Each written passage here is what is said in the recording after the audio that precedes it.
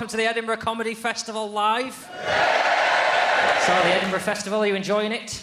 Kind of. You've kind of boiled it all down into one show, so I'm guessing you're not massively into the festival. We can see it in one evening and then just piss off.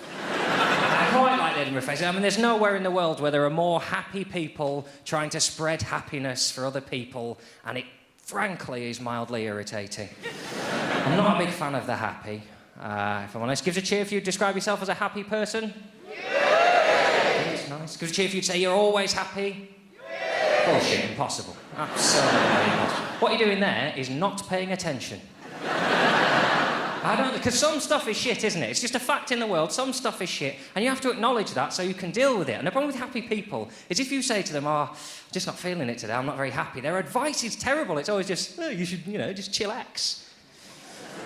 You're making that quite difficult with your vocabulary at the moment. And that's like going up to someone who's just been shot and saying, "Hey, you want to stop bleeding?"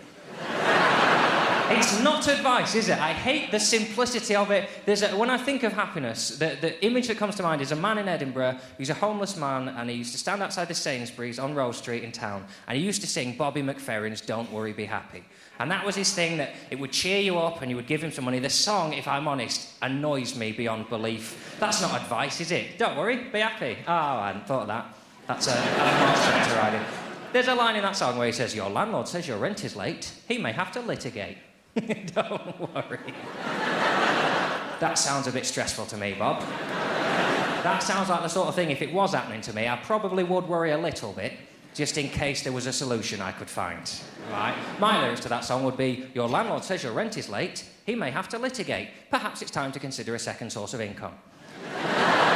Certainly in the short term, but with a possible double-dip recession looming following cutbacks, you might want to think longer term as well, to be honest. I mean, ideally, if you've got a spare room in your house, just take on a flatmate, which still rhymes. Litigate, flatmate. There are some issues of rhythm and structure, but aren't there always, ladies? It's a well-concealed penis joke, that's all it is. Don't be ashamed of yourself. It's not advice, that, is it? And he used to stand there, this man, he used to sing the song, and I think the idea is you go into Sainsbury's and you're all angry at the world because you're stressed, right? And you see this man, you think, this man has got nothing, he hasn't got a house, he hasn't got a job, and he's happier than me because he's just decided to be. And you give him some money and off you pop and you feel better about life, right? I think that's what you're supposed to think. It's not what I used to think.